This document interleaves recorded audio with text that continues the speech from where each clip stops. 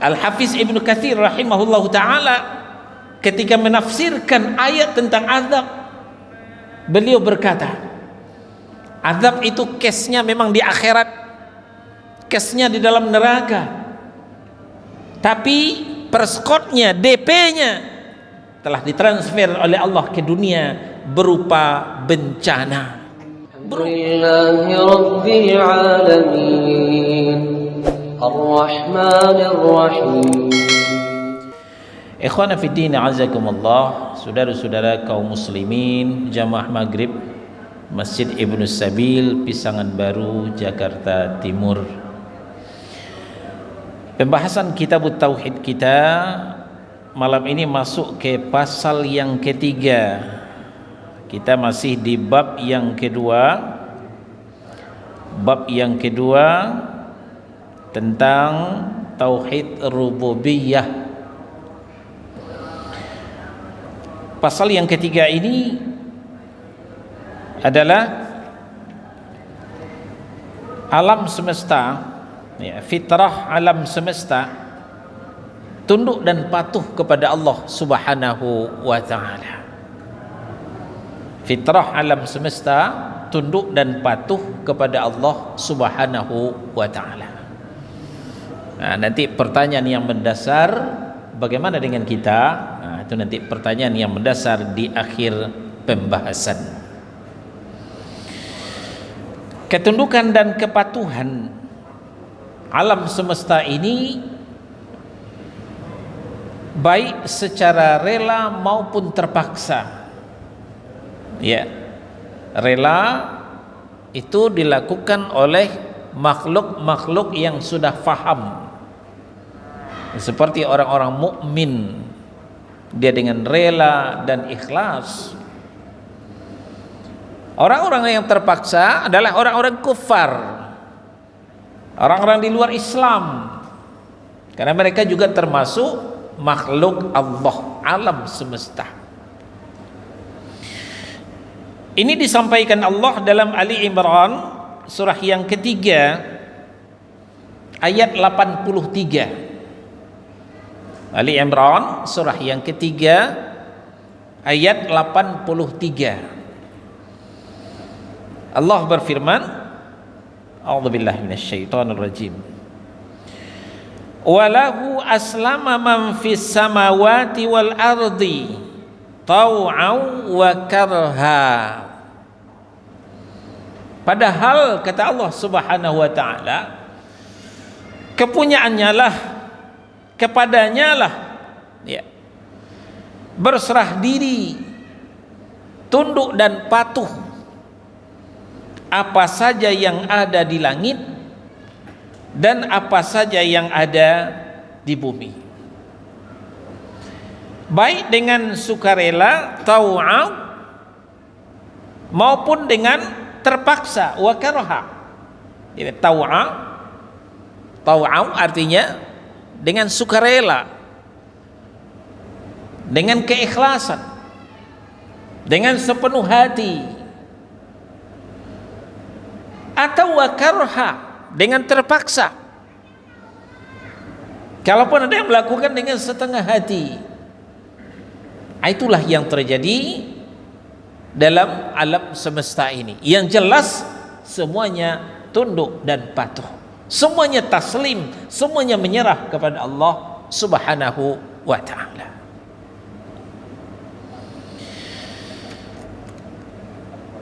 Apalagi makhluk yang bernama malaikat, mereka bukan hanya tunduk, mereka bukan hanya patuh, di samping mereka tunduk dan patuh, mereka juga tidak pernah menyombongkan diri. Walaupun Allah berikan kepada malaikat itu beberapa keutamaan, beberapa kekuatan, beberapa keahlian, dan banyak lagi hal-hal yang luar biasa yang terjadi daripada diri malaikat, namun mereka tidak menyombongkan diri. Sebagaimana yang Allah katakan dalam An-Nahl surah yang ke-16 ayat 49. Walillahi yasjudu ma fis samawati wa ma fil ard min dabbatin. Dan kepada Allah sajalah bersujud segala apa yang ada di langit dan semua makhluk yang ada di bumi. Makhluk yang ada di langit, mentari, rembulan, bintang gemintang, planet-planet lainnya. Di samping malaikat yang ada di bumi, mulai daripada makhluk insani, manusia, makhluk haiwani, haiwan, binatang, makhluk nabati, tumbuh-tumbuhan. Semuanya bukan hanya tunduk dan patuh, tapi bersujud. Tentu dengan cara yang tidak seperti kita. Jadi haiwan itu juga bersujud, tumbuh-tumbuhan itu juga bersujud, matahari itu juga bersujud, rembulan itu juga bersujud, bintang gemintang juga bersujud. Tapi bagaimana cara sujudnya, itu yang tidak kita ketahui. Bahkan di antara mereka itu malaikat bukan hanya bersujud, tapi malaikat itu tidak pernah menyombongkan diri. Wal malaikatu wa hum la yastakbirun. Dan malaikat juga ikut bersujud, tapi malaikat tidak pernah menyombongkan diri. Mungkin kesempatan lain kajian kita ini masuk kepada pembahasan khusus bab malaikat. Ya, nanti bicara rukun iman, ada itu beriman kepada malaikat. Malaikat ini ada tugas umum, ada tugas khusus yang diembankan kepadanya. Tugas umum yaitu bertasbih, sujud, ya, memuji Allah. Kemudian ada lagi tugas khusus seperti malaikat Jibril. Ini rajanya malaikat, menyampaikan wahyu kepada para nabi dan rasul. Mikail, malaikat yang mengatur hujan dan panas. Israfil, malaikat yang meniup sangkakala. Bukan Israel, malaikat maut, yang sebagian kaum muslimin mengenal dengan malaikat Israel. Sebenarnya penamaan malaikat Israel ini bukanlah dari Al-Quran dan Sunnah, tapi dari Israiliyat. Nama yang disebutkan dalam Al-Quran dan Sunnah adalah malaikat maut. Ya, malaikat maut itu khusus pencabut nyawa. Nah, di samping itu ada lagi malaikat Malik, malaikat Zabaniyah, itu penjaga neraka. Nah, itu tahan panas. Tahan panas itu kelebihan malaikat Zabaniyah, malaikat Malik. Tapi malaikat itu tidak pernah menyombongkan diri. Malaikat pemikul arash, pemikul arasnya Allah subhanahu wa ta'ala. Ini malaikat yang lebih besar, ya. Nanti juga akan sampai pembahasan khusus ke situ nanti insya-Allah. Nah, betapapun keahlian, kemampuan malaikat itu, tapi malaikat itu tidak pernah menyombongkan diri kepada Allah subhanahu wa ta'ala. Wa hum la yastakbirun. Mereka tidak pernah menyombongkan diri kepada Allah subhanahu wa ta'ala. Bagaimana dengan kita? Berapa baru kemampuan kita? Berapa baru kelebihan kita? Tapi sudah banyak di antara kita yang menyombongkan diri. Lebih jauh dalam Al-Hajj, Al-Hajj surah 22 ayat 18. Ini lebih dirinci oleh Allah subhanahu wa ta'ala.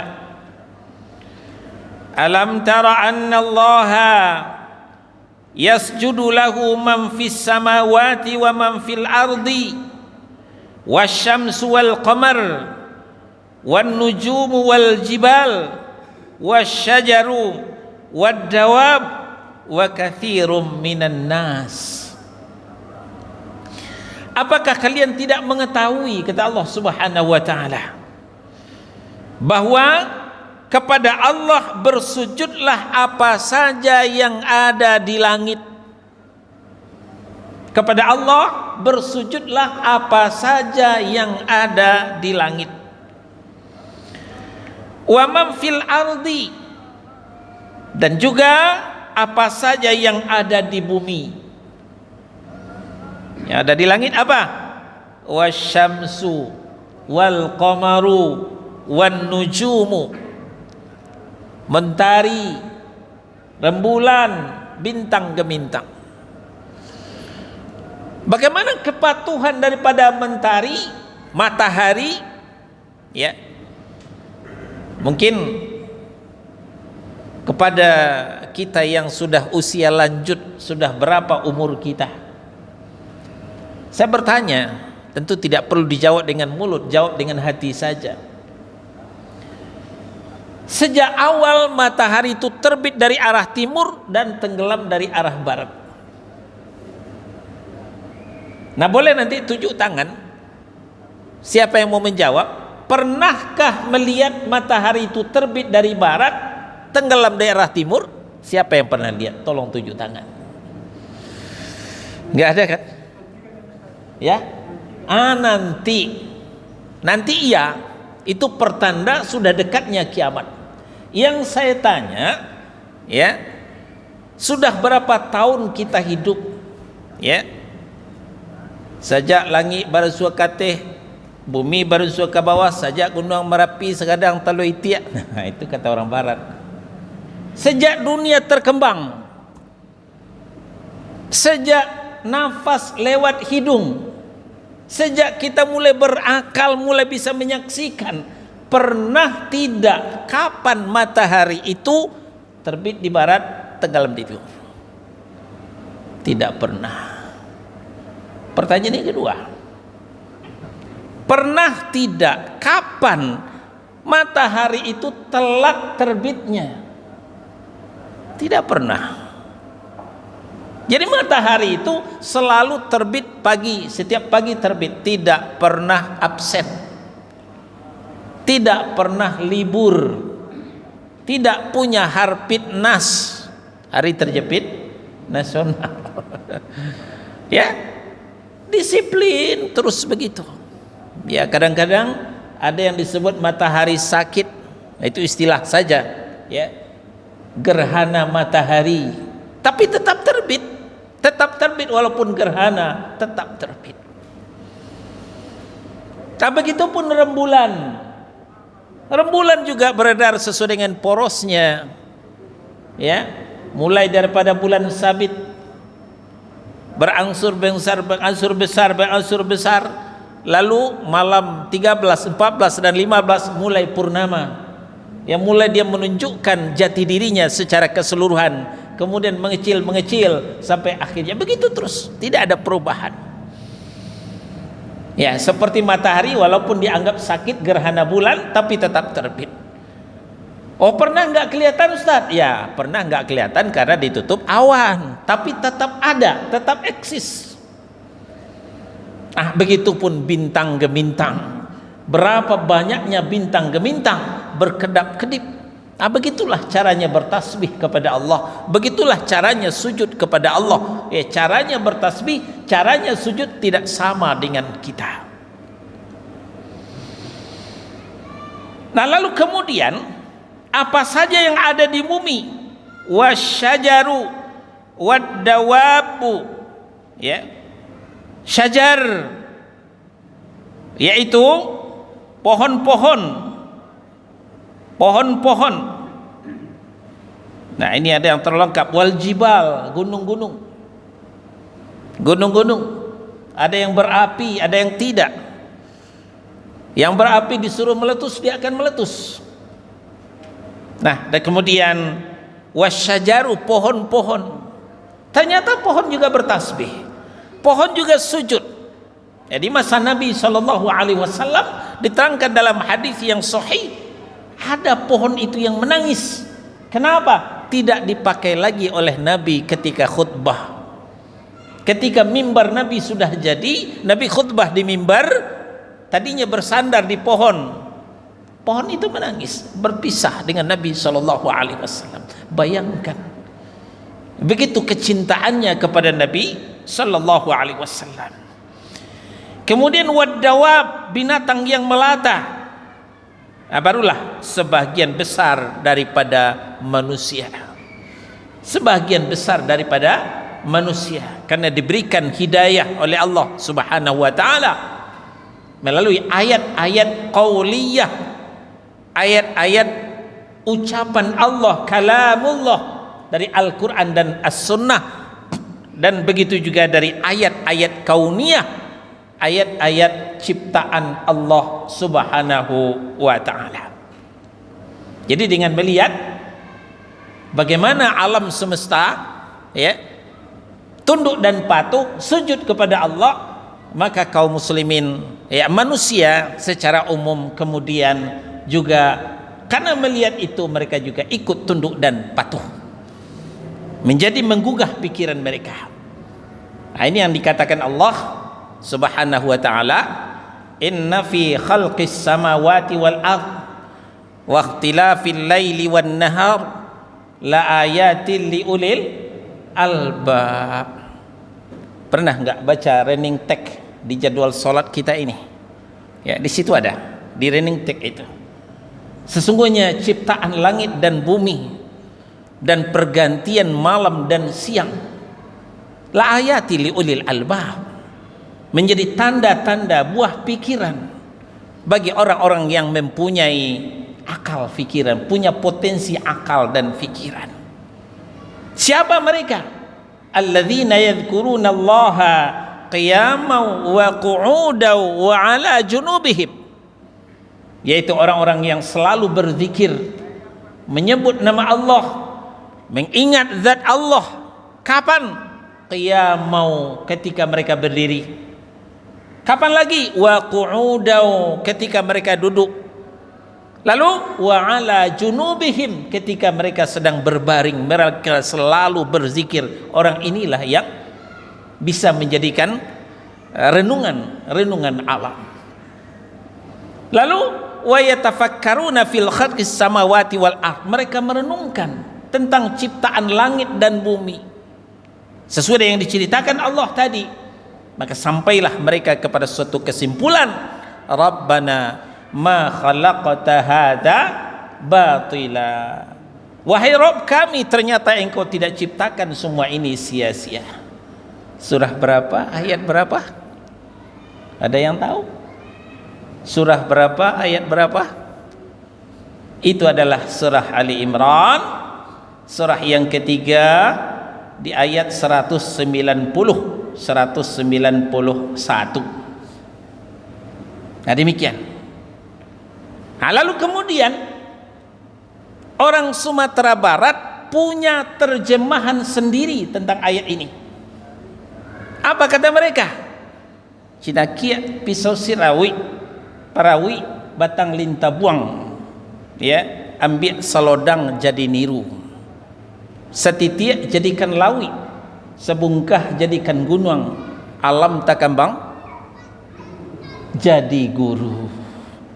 Ini terjemahan daripada Ali Imran surah yang ketiga ayat 190-191.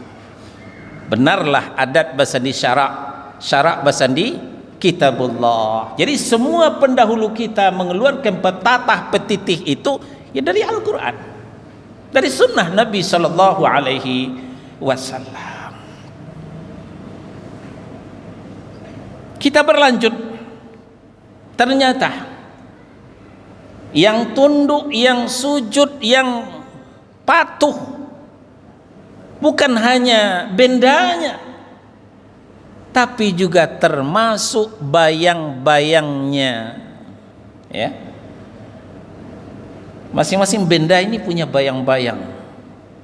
Ada yang jelas itu ketika siang hari, ada yang enggak jelas ya ketika malam hari. Perhatikan bayang-bayang kita. Ketika pagi matahari di arah timur, maka bayang-bayang itu ada di sebelah barat. Tapi ketika sore Ketika matahari sudah pindah ke barat, maka bayang-bayang juga akan pindah ke sebelah timur. Begitu terus. Nah, cobalah paksa bayang-bayang itu menentang, merubah fitrahnya itu. Dia tidak mau. Bayang-bayang, tetap sini ya, jangan pindah-pindah ya. Nggak mau, tetap dia pindah sesuai dengan kodratnya. Nah, ternyata ini diterangkan oleh Allah Subhanahu wa taala ya dalam Ar-Ra'd surah yang ke-13 ayat 15. Apa kata Allah?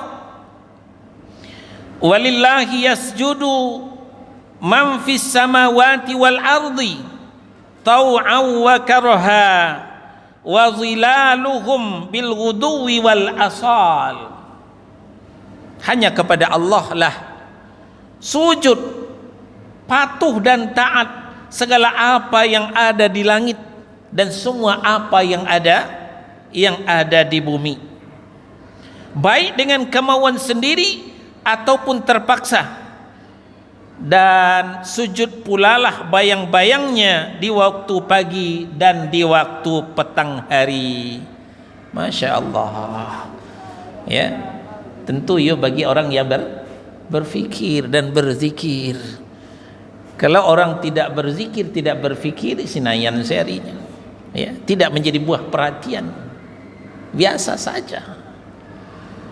Nah, tapi orang yang selalu berzikir dan berfikir, ya, ini menjadi perhatian bagi mereka. Nah, jadi perhatikan kembali Ar-Ra'd surah yang ke-13 ayat 15. Walillahi yasjudu man fis samawati wal ardi taw'an wa karha. Hanya kepada Allah lah sujud, yaitu patuh segala apa yang ada di langit. Tadi telah kita sebutkan, matahari, rembulan, bintang gemintang, dan segala apa yang ada di bumi, gunung-gunung, pepohonan, ya, manusia. Tau'a, baik dengan kemauan sendiri, wa karha, atau karena terpaksa. Wa zilaluhum bil ghuduwi wal asal, dan sujud pula, tunduk dan patuh pula bayang-bayangannya, baik di waktu pagi maupun di waktu petang hari. Di waktu pagi bayang-bayang akan ada di sebelah barat, dan di waktu petang hari bayang-bayang akan ada di sebelah timur. Kembali kita tanyakan, ketika matahari di sebelah timur, ketika pagi hari bayang-bayang selalu di arah barat, pernah tidak kita melihat ketika pagi hari bayang-bayang di sebelah timur? Tidak pernah. Ketika petang hari bayang-bayang selalu di sebelah timur, pernah nggak kita melihat bayang-bayang itu ada di sebelah barat?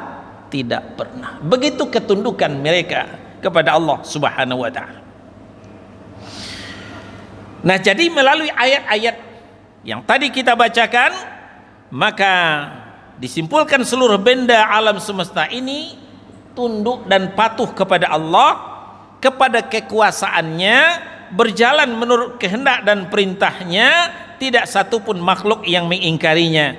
Semua menjalankan tugas, semuanya menjalankan perannya masing-masing, serta berjalan menurut aturan yang sangat sempurna. Itulah dia bukti rububiyah Allah Subhanahu wa ta'ala. Nah, untuk apa ini kita pelajari? Untuk apa ini kita sampaikan? Nah, tentu akan menggugah kita yang diberikan Allah potensi untuk berfikir, potensi akal untuk berfikir. Tadi ayat la ayatil liulil albab. Nah, kemudian di ayat yang lain kita dipertanyakan Allah, afala ta'qilun, afala tatafakkarun. Apa artinya itu? Kenapa tidak difikirkan? Ya, kalau bahasa Betawinya, kemana otak lo? Ya begitu. Ya, ini merangsang kita untuk lebih cerdas. Makhluk Allah yang tidak berakal saja tunduk dan patuh.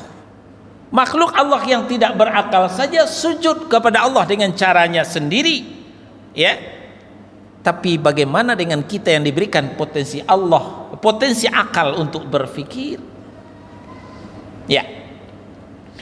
Tentang mereka sujud dengan caranya sendiri, tapi kita tidak memahami. Ini Allah jelaskan dalam Al-Isra. Al-Isra surah yang ke-17 ayat 44. Ya. Al-Isra surah yang ke-17 ayat 44. Tusabbihu lahu samawati sab'u wal ardu wa man fihin wa in min syai'in illa yusabbihu bihamdihi walakin la tafqahuna tasbihahum. Langit yang 7, ya, langit itu 7 tingkat. Walaupun belum pernah kita buktikan, tapi kita wajib percaya karena Allah yang mengatakan di dalam Al-Quran. Bumi dan semua yang ada di dalamnya, ya, bertasbih kepada Allah, dan tidak satu pun mereka melainkan bertasbih dengan memujinya. Walakin la tafqahuna tasbihahum, akan tetapi kalian semuanya tidak mengerti tasbih mereka. Angin bertasbih dengan berhembus, air bertasbih dengan mengalir, ya. Daun kayu bertasbih dengan bergoyang, ada yang berbunyi-bunyi, indah kedengarannya, ya. Ketika kita di kampung, ingat, ya, bersaut-sautan itu ketika pohon bambu digoyang oleh angin, lalu sesama bambu itu bunyi-bunyi yang indah. Nah, ada orang di kota ini, dia juga ingin mendengarkan itu, maka kemudian dia rangkai bambu itu dihembus angin, kentong kentong kentong, bunyi-bunyi seperti itu. Keindahan yang tersendiri lebih indah daripada bunyian musik yang dibuat oleh manusia. Nah, jadi kita kembali, untuk apa kita pelajari ini? Adalah untuk menggugah kita supaya kita lebih patuh, lebih taat kepada Allah, lebih banyak bertasbih, mensucikan Allah, lebih banyak bertahmid, memuji Allah, lebih banyak bertakbir, membesarkan Allah Subhanahu wa taala. Dan endingnya, apapun yang diberikan Allah, pahit ataupun manis, maka kita terima dengan lapang dada. Manis yang diberikan Allah, kita bersyukur.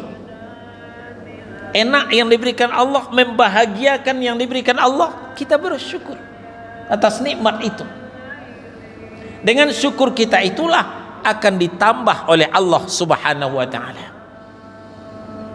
Allah mengingatkan, ya, la in syakartum la azidannakum wa la in kafartum inna adzabi lasyadid. Sungguh, kata Allah, kalau kalian bersyukur atas nikmat yang kuberikan, maka fa'azidannakum, la azidannakum, pasti akan ditambah oleh Allah Subhanahu wa taala. Wa la in kafartum, tapi kalian ingkar, tidak berterima kasih kepada Allah, bukan semakin dekat kepada Allah, tapi semakin jauh dari Allah. Ingat, inna azabi la syadid, azabku sangat pedih, kata Allah Subhanahu wa taala. Al-Hafiz Ibnu Katsir rahimahullahu taala ketika menafsirkan ayat tentang azab, beliau berkata, azab itu case-nya memang di akhirat, case-nya di dalam neraka, tapi perskotnya, DP-nya telah ditransfer oleh Allah ke dunia berupa bencana, berupa bencana. Untuk kita sebagai bangsa Indonesia, kita merasakan nikmat Allah. Diberikan Allah tanah yang subur, makmur, gemah ripah loh jenawi. Orang bilang tanah kita tanah surga, tongkat kayu dan batu jadi tanaman. Ini bukan hanya sebatas kata-kata mutiara, tapi kenyataan begitu. Ya, mumpung di musim penghujan ini, coba ambil sebatang pohon singkong, tancapkan ke tanah yang lembab, insya Allah besok tumbuh. Begitu suburnya negeri kita. Nah, maka para pendahulu kita, para pejuang kita, para pahlawan kita, sadar sesadar-sadarnya kita merdeka itu berkat rahmat Allah Subhanahu wa taala. Berkat rahmat Allah Subhanahu wa taala. Tanda syukur, mengingat nikmat Allah yang sangat besar. Seharusnya anak bangsa ini lebih dekat kepada Allah Subhanahu wa taala, menjalankan semua perintah Allah dan meninggalkan semua yang dilarang oleh Allah. Itu bentuk bersyukur atas nikmat kemerdekaan. Tapi apa yang terjadi saudara-saudara? Pewaris Republik tercinta ini, mereka bukan bersyukur tapi banyak bersyukur. Syukur. Apa perbedaan bersyukur dengan bersyukur? Kalau secara tulisan, bersyukur itu pakai shim titik 3 di atas. Kalau bersyukur itu pakai sim, nggak pakai titik. Ya, tanya sama Pak Imam, ya, yang mengajar Al-Quran. Artinya juga beda. Kalau bersyukur itu berterima kasih kepada Allah, menggunakan nikmat Allah untuk lebih dekat kepada Allah Subhanahu wa taala. Kalau bersyukur itu mabuk artinya. Kan ada dalam Al-Quran, la taqrabus shalah wa antum sukara. Jangan kau dekati salat kalau kau sedang mabuk, kata Allah Subhanahu wa taala. Nah, yang banyak anak bangsa ini syukur nikmat kemerdekaan. Setiap 17 apa yang diadakan? Goyang dangdut, panjat pinang, pertandingan domino, pertandingan catur. Itu saja. Katanya syukur nikmat. Ya, mabuk kemerdekaan, bukan berterima kasih. Bukan semakin taat kepada Allah, tapi semakin jauh dari Allah Subhanahu wa taala. Semakin melakukan maksiat, penentangan kepada Allah Subhanahu wa taala. Nah, lebih jauh kita lihat, malah kalau ada sebagian kaum muslimin yang menjalankan ketaatan, yang selalu istiqamah, konsisten dengan tauhid, komitmen dengan sunnah, nah ini dicurigai dengan sebagai orang yang garis keras, fundamentalis, radikal, teroris, ya. Nah, nanti dikatakan lagi garis keras, kadal gurun.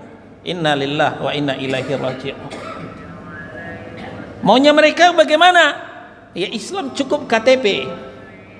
Islam cukup KTP saja, tidak usah begitu-begitu amat. Apa yang sudah terjadi ya biarin. Ada yang goyang lenggok-lenggok setengah telanjang, wah itu kebebasan berekspresi, nggak apa-apa. Ada penyembah kuburan, kemusyrikan, wah itu cagar budaya. Ya, Islam kita bukan Islam Arab, Islam kita adalah Islam Nusantara.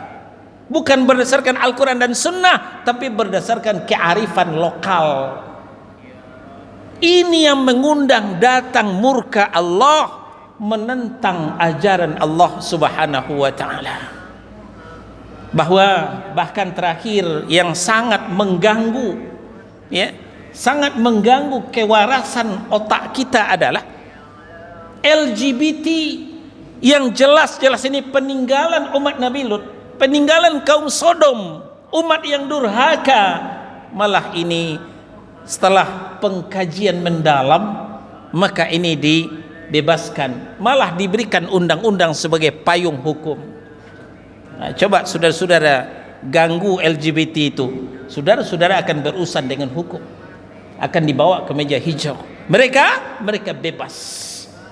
Nah, ini bentuk negeri kita pada hari ini. Maka wajarlah seringkali datang bencana, datang menerpa, ya, musibah,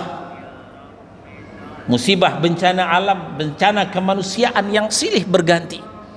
COVID-19 tidak habis-habisnya, setahun sudah COVID-19 menerpa anak bangsa ini, tapi tidak ada tanda-tanda akan berakhir, malah berlanjut terus. Sekarang orang berbicara vaksin, berbicara imunisasi, ya, daripada virus corona, tapi mereka lupa memvaksin diri mereka dari virus waswasil khannas, waswasnya syaitan yang bersembunyi, alladzi yuwaswisu fi sudurin nas, yang selalu membisik ke dada manusia.